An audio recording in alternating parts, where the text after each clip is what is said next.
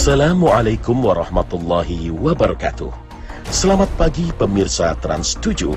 Khazanah Ensiklopedia Islam Dunia pagi ini kembali menyajikan kepada Anda embun-embun ilmu yang terpendam dalam luasnya khazanah Islam.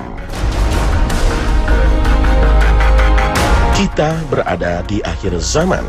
Banyak terjadi kematian mendadak. Memang itu merupakan salah satu tanda-tanda hari kiamat. Rasul Shallallahu Alaihi Wasallam telah mengingatkan kita dalam sabdanya. Di antara dekatnya hari kiamat, hilal akan terlihat nyata, sehingga dikatakan ini tanggal 2. Masjid-masjid akan dijadikan jalan-jalan, dan munculnya banyaknya kematian mendadak. Hadis riwayat Tabrani. Sabda Nabi Shallallahu Alaihi Wasallam tersebut pada zaman ini benar-benar sudah nyata di hadapan kita. Seseorang yang sehat kemudian mati tiba-tiba. Orang-orang sekarang menyebutnya dengan serangan jantung. Berapa banyak orang yang sedang berolahraga dengan maksud meningkatkan kesehatan, namun justru kematian tiba-tiba mendatanginya di lapangan. Berapa banyak orang yang sedang melakukan perjalanan, kemudian terjadi kecelakaan yang tidak diperkirakan hingga menghantarkan kepada kematian. Berapa banyak orang yang sedang bermaksiat, berzina di suatu tempat kemudian mendadak sekarat, atau sebaliknya orang yang sedang beribadah kedatangan malaikat maut yang tidak pernah menyelisih perintah sehingga orang itu meraih husnul khatimah. Meski merupakan sesuatu yang pasti, kematian merupakan misteri bagi siapapun. Tidak ada manusia yang tahu persis kapan ruhnya meninggalkan jasad. Tapi mati biasanya memiliki permulaan, tanda-tanda, dan sekarat. Permulaan atau tanda-tanda itu bisa seperti sakit, divonis hukuman mati, atau sebab lainnya. Sehingga kematian yang tidak diawali dengan permulaan atau pertanda biasanya disebut dengan kematian mendadak. Secara umum kematian memiliki sebab.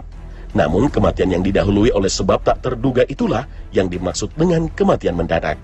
Dan salah satu kasusnya adalah seperti yang dialami orang yang terkena serangan jantung. Kematian seseorang akibat kecelakaan lalu lintas dan bencana alam seperti banjir bandang, tanah longsor, gunung meletus, gempa bumi, tsunami, dan lain-lain adalah termasuk kematian mendadak. Fenomena semacam ini jarang ditemui pada masa dahulu. Ini merupakan fenomena yang mudah ditemui di masa belakangan ini. Mengapa demikian? Imam Bukhari dalam kitab sahihnya menulis sebuah bab tentang kematian yang datang tiba-tiba. Kemudian beliau menyebutkan hadits Sa'ad bin Ubadah radhiyallahu anhu ketika bertanya kepada Nabi Shallallahu Alaihi Wasallam, "Sesungguhnya ibuku telah meninggal dunia secara mendadak, dan aku yakin seandainya ia berbicara sebelum itu, pastilah dia ingin bersedekah. Maka dari itu apakah dia akan mendapatkan pahala apabila jika aku bersedekah untuknya?" Beliau pun menjawab, "Ya."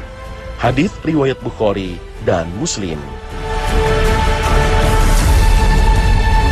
Kematian mendadak menurut medis terjadi 4 kali lebih besar pada laki-laki dibandingkan perempuan. Penyakit jantung dan pembuluh darah menduduki urutan pertama penyebab kematian mendadak. Dan sesuai dengan kecenderungan kematian mendadak laki-laki yang lebih besar, penyakit jantung dan pembuluh darah juga memiliki kecenderungan yang sama. Meskipun ilmu kedokteran dan pengobatan berkembang cukup pesat, tapi tetap tak bisa mencegah tingginya angka kasus kematian mendadak. Hal ini sekaligus membuktikan kebenaran hadis Nabi SAW tentang sebuah fenomena yang terjadi di akhir zaman yang juga menjadi penanda semakin dekatnya hari kiamat.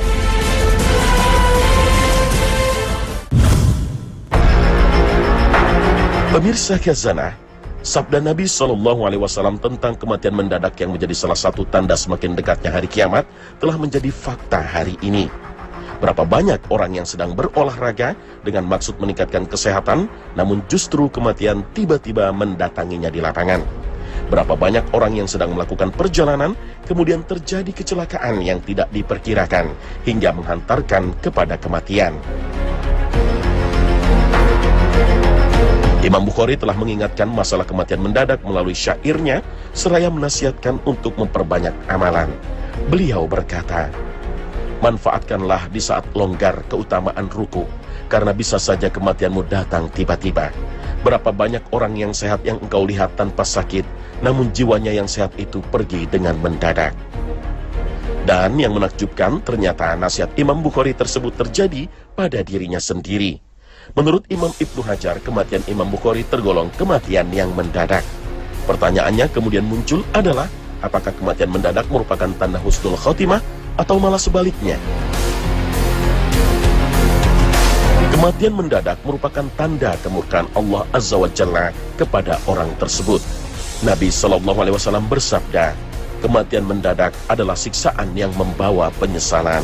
Hadits riwayat Ahmad, Abu Daud, Al-Baihaqi.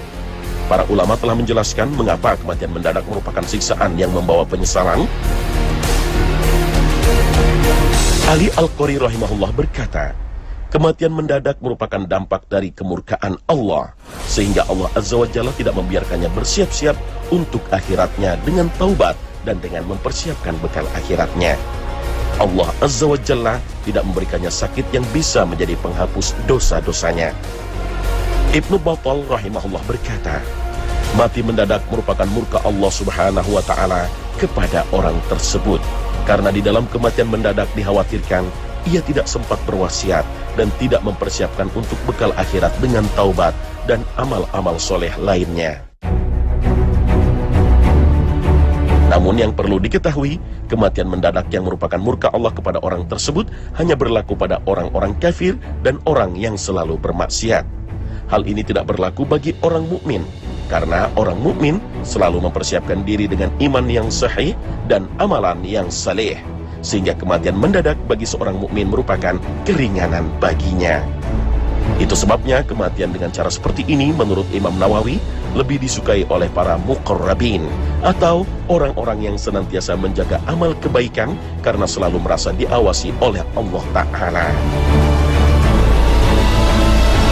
Ada sebuah keterangan dari Ibnu Mas'ud yang menyatakan bahwa kematian mendadak merupakan keringanan bagi seorang mukmin dan kemurkaan atas orang-orang kafir. Keterangan Ibnu Mas'ud ini diperkuat oleh hadis Nabi SAW yang dianggap hasan oleh Imam As-Suyuti. Diceritakan oleh Ummul Mukminin Aisyah radhiyallahu anha, beliau berkata, aku pernah bertanya kepada Rasulullah SAW mengenai kematian yang datang tiba-tiba. Lalu beliau menjawab, itu merupakan kenikmatan bagi seorang mukmin dan merupakan bencana bagi orang-orang jahat. Hadis riwayat Ahmad. Hal ini bisa dijelaskan bahwa kematian mendadak yang dialami seorang mukmin adalah kebaikan baginya. Dia merdeka dari hiruk pikuk dunia yang menjemukan dan terbebas dari segala ujiannya. Ringan juga berarti ia tidak mengalami permulaan kematian atau menderita karena sakit yang lama. Sakit meskipun menjadi penambah pahala dan pengurang dosa, tapi jika dihadapi dengan tidak sabar, maka akan menjadikannya sebagai dosa. Dan orang mukmin yang terkena kematian mendadak bisa terlepas dari hal tersebut. Makna ini dikuatkan oleh hadis Rasulullah SAW dari Abu Qatadah yang menceritakan bahwa Rasulullah SAW pernah dilalui iring-iringan jenazah. Beliau lalu bersabda, yang istirahat dan yang diistirahatkan darinya. Para sahabat bertanya, wahai Rasulullah, apa maksud yang istirahat dan yang diistirahatkan darinya? Beliau menjawab, seorang hamba yang mukmin beristirahat dari keletihan dunia dan kesusahannya, kembali kepada rahmat Allah. Sedangkan hamba yang jahat, para hamba, negeri, pohon, dan binatang beristirahat merasa aman dan tenang darinya. Hadis riwayat Muslim. Jika kematian mendadak bagi seorang muslim merupakan sebuah bentuk istirahat, berbeda dengan orang yang jahat. Justru orang lain yang beristirahat karena kematiannya. Bahkan bisa jadi kematiannya yang tidak diduga menjadi kabar gembira bagi orang lain. Karena orang akan beristirahat dari kezaliman dan gangguan yang ia sebabkan. Tidak hanya manusia, bahkan binatang serta tumbuhan pun ikut beristirahat dan merasa tenang karena kematiannya. Bisa jadi orang jahat tersebut menyiksa binatang, memberi beban yang tidak seharusnya. Sedangkan bagi tumbuhan juga demikian, ia akan aman dari gangguan dan bahaya yang ditimbulkan manusia jahat tersebut. Selain itu, bisa jadi karena kedurhakaan dan kejahatannya, Allah menahan air hujan, sehingga tumbuhan kekeringan dan kekurangan air.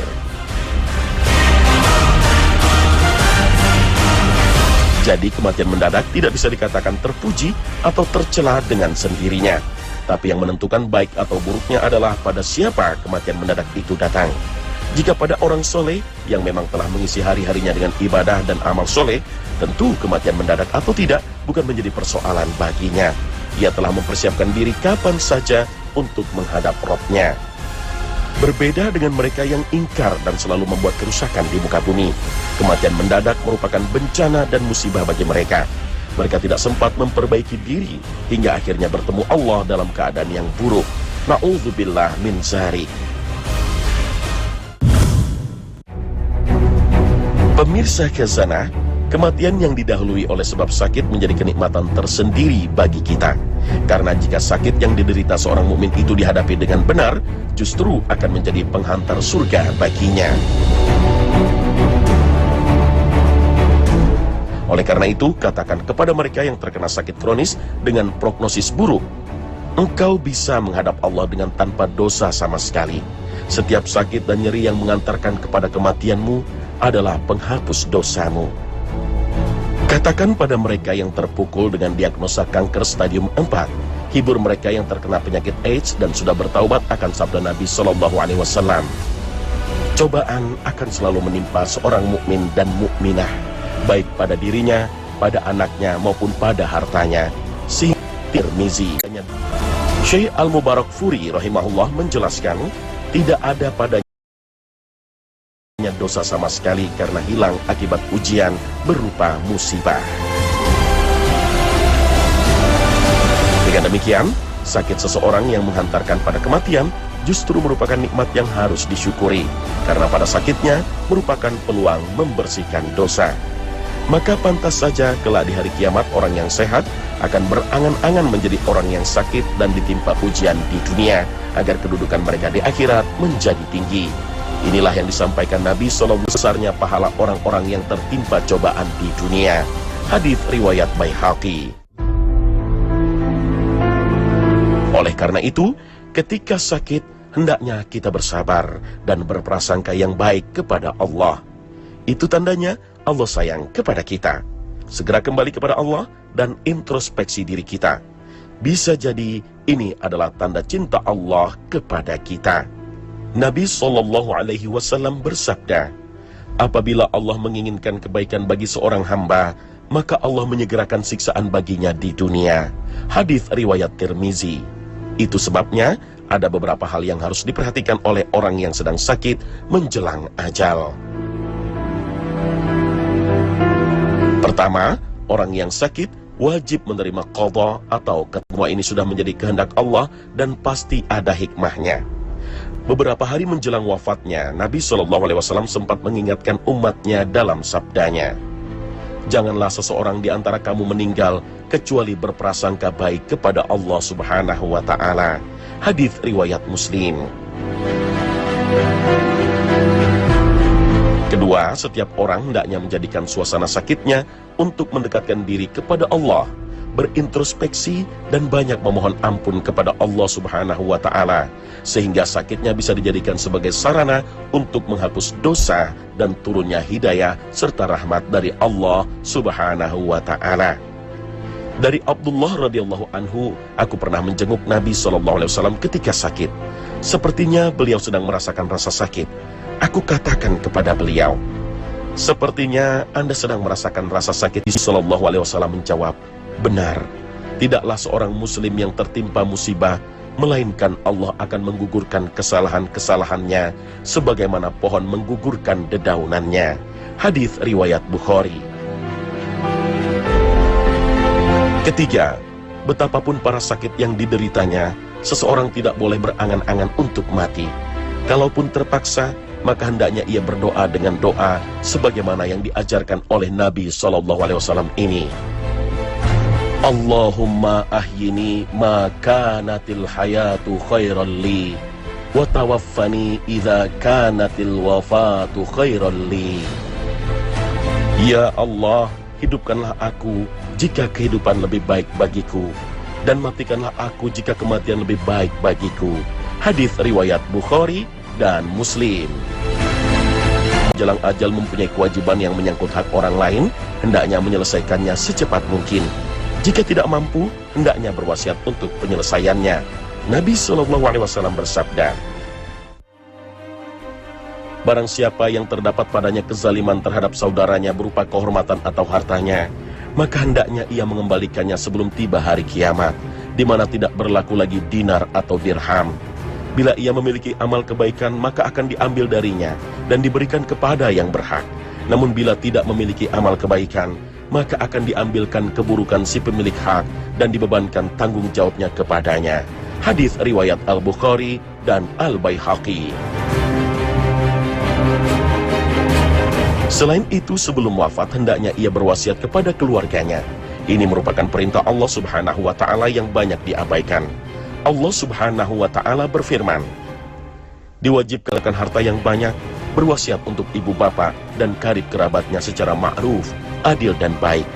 Ini adalah kewajiban atas orang-orang yang bertakwa. Al-Quran, Surah Al-Baqarah, ayat 180. Hal lain yang perlu diperhatikan menjelang kematian, hendaknya orang-orang yang ada di sekitarnya melakukan hal-hal yang dianjurkan Nabi SAW, seperti mendoakan dan mengucapkan perkataan yang baik. Nabi SAW bersabda, apabila kamu menjenguk orang sakit atau orang yang meninggal, maka ucapkanlah doa yang baik, karena malaikat mengaminkan ucapan kalian. Hadis riwayat Muslim.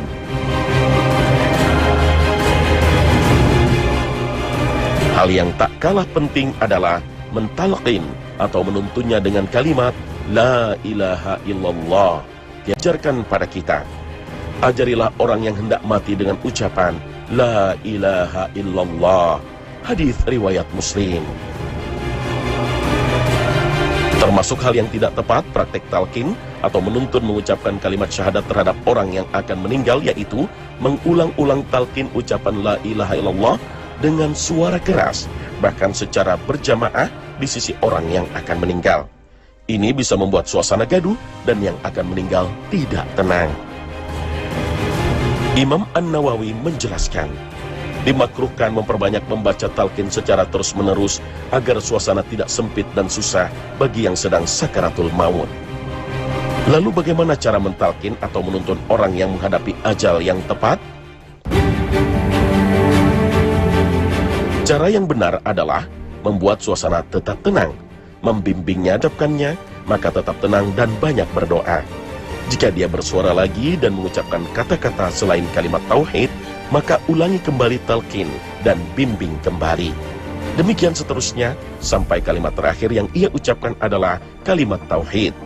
Semoga akan masuk surga, sebagaimana yang telah dijanjikan Nabi SAW dalam sabdanya.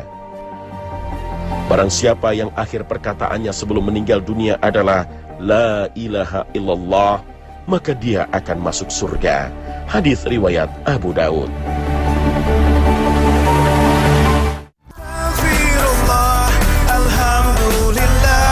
Sahabat mulia Abu Zar bertanya kepada Rasulullah SAW, katakanlah padaku, wahai Rasulullah, ajarilah aku amalan yang dapat mendekatkanku pada surga dan menjauhkanku dari neraka. Nabi SAW bersabda, apabila kebaikan itu, engkau akan mendapatkan 10 yang semisal. Lalu Abu Zar berkata lagi, wahai Rasulullah, apakah la ilaha illallah merupakan kebaikan? Nabi SAW bersabda, kalimat itu, la ilaha illallah, merupakan kebaikan yang paling utama. Kalimat itu dapat menghapuskan berbagai dosa dan kesalahan. Pemirsa Khazanah, pada hakikatnya, setiap hari yang kita lalui akan mendekatkan kita pada kematian. Entah mendadak atau tidak, entah jelas sebabnya atau tidak. Dunia semakin menjauh, akhirat semakin mendekat. Kita berharap dengan selalu meningkatkan iman dan takwa, kita akan menghadap Allah dalam kondisi kita yang terbaik. Semoga Allah selalu menolong kita untuk selalu mengingatnya, bersyukur kepadanya, dan meningkatkan ibadah kita kepadanya. Warahmatullahi wabarakatuh.